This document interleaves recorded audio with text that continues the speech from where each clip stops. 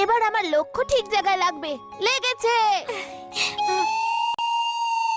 ইমলি চলো লুকিয়ে পড়ি।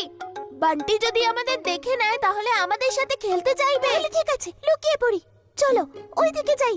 তাড়াতাড়ি করো, ওই দিকেই আসছে।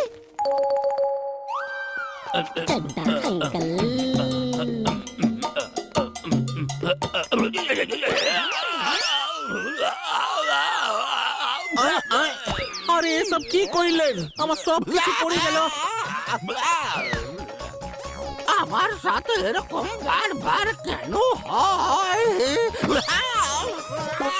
এই চারটা আঙ্কেলও না কখনো সামনে চলতে পারেন না। দেখেছো, সবসময় অদ্ভুত কাণ্ড ঘটাতে থাকেন।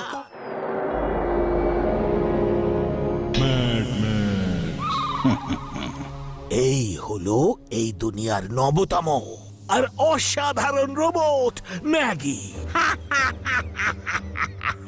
এখন আমার এই রোবট যাবে আর প্রেম সাহায়ের ওই রোবটকে খুঁজে বার করে নিজের শরীরে লাগানো ওই ম্যাগনেটে আটকে নিয়ে আসবে।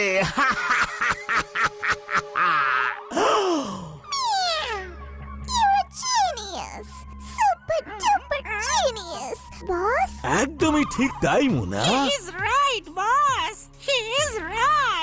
ইউ আর রাইট মাই বয়। যাও আমার রোবট, নিজের শক্তির একটা নমুনা দেখাও। যাও।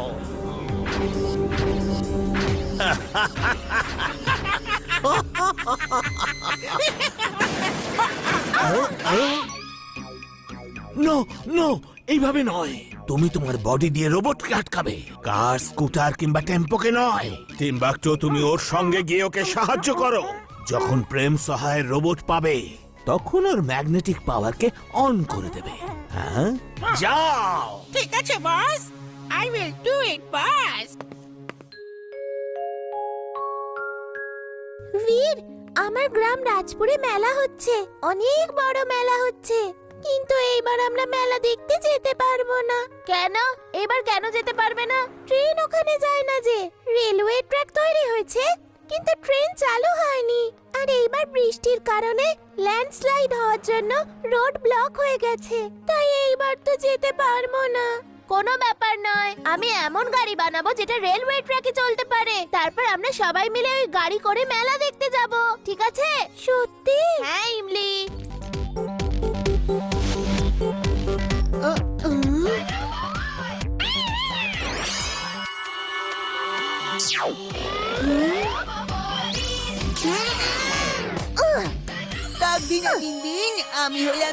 আমি হলাম জিন। এটা কি তৈরি করছো বস? আমি একটা কার বানাচ্ছি যেটা রেলওয়ে ট্র্যাকের উপর চলতে পারে। এর সব পার্টস রেডি হয়ে গেছে। এবার তুমি তাড়াতাড়ি জুড়ে দাও, ঠিক আছে? Okay boss. Thank you Jintu. এখন আমাকে দেখতে হবে যে এই কারটা রেলওয়ে ট্র্যাকে চলে কিনা। তুমি নামো জিন্টু, এই কারটা তোমার জন্য নয়। এতে আমি আর ইমলি বসবো। ওঠো ওঠো। চলো দেখাই যাক এই গাড়িটা চলে কি চলে না। জিন্টু, কারটা কেন ওড়াচ্ছো? এটা রেলওয়ে ট্র্যাকে চলে এমন কার। উঠতে দাও, খুব মজা হচ্ছে।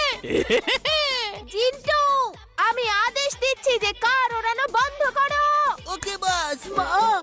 বীরের গাড়ি মা, বীরের গাড়ি ওড়ে। ওর কাছে জিন আছে, জিন। তাড়াতাড়ি চলো দেখো। তাড়াতাড়ি এসো মা, তাড়াতাড়ি। মা তাড়াতাড়ি, গাড়ি আসছে। না, তোমার বন্ধু বান্টি আবার দেখে ফেলেছে। আগ্রাম বাগরাম আলাম ফালাম স্মৃতি যেন তোমার চলে যায়। যা কিছু তুমি এখন দেখেছো সব কিছু যেন তুমি ভুলে যাও। জিন্টু, তুমি চলে যাও। তুমি কোনো কাজেরই নও। তুমি সবার সামনে আমার সব রহস্য ভেদ করবে। হ্যাঁ, এবার বল কি দেখাবি? আমি তো কিছুই দেখাচ্ছিলাম না। এখনই তো এত চিৎকার চেঁচামেচি করে আমায় ডাকলি, এখন কি হলো? আমি তো তোমায় ডাকিনি। আমি কেন ডাকবো তোমায়? চল, কান ধরে আমার সঙ্গে নিচে আয়। আরে, তোমরা এখানে কি করছো আর কি বানানো হচ্ছে বলো? দাদু, বীর এমন একটা গাড়ি বানাচ্ছে যেটা রেলের ট্র্যাকেও চলতে পারে। বাচ্চারা, আমি তোমাদের এটাই বলে বোঝাতে চাই যে বাচ্চাদের রেলওয়ে ট্র্যাকের থেকে দূরে থাকাই উচিত। তোমাদের এমন কোনো কার বানানো উচিত নয় যেটা রেলওয়ে ট্র্যাক দিয়ে চলবে। হ্যাঁ, সামনের থেকে বা পেছনের থেকে যে কোনো দিক থেকে ট্রেন আসতে পারে, যার ফলে অ্যাক্সিডেন্টও হতে পারে, তাই না? দাদু, আমি মানছি যে বাচ্চাদের রেলওয়ে ট্র্যাকের থেকে দূরে থাকা উচিত, কিন্তু আমি তো একটা রোবট, তাই না? ওকে, কিন্তু একটা কথা সর্বদা মনে রাখবে, নিজের পাওয়ারের ব্যবহার কখনো অন্যের সামনে করবে না, মনে থাকবে। ঠিক আছে বীর, চমৎকার হয়েছে। আমি জানতাম না যে আমার গ্রামে যাওয়ার ট্রেন চালু হয়ে গেছে। কাল প্রথম ট্রেন ধরে আমি বাবা মার সাথে গ্রামে যাব। কোনো ব্যাপার নয় ইমলি, তুমি তোমার বাবা মার সাথেই যাও, আমরা না হয় পরে কারে করে যাব। ওকে ওকে, থ্যাংক ইউ বীর।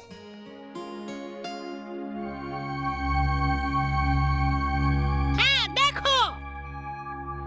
ভেঙে দাও ওটা।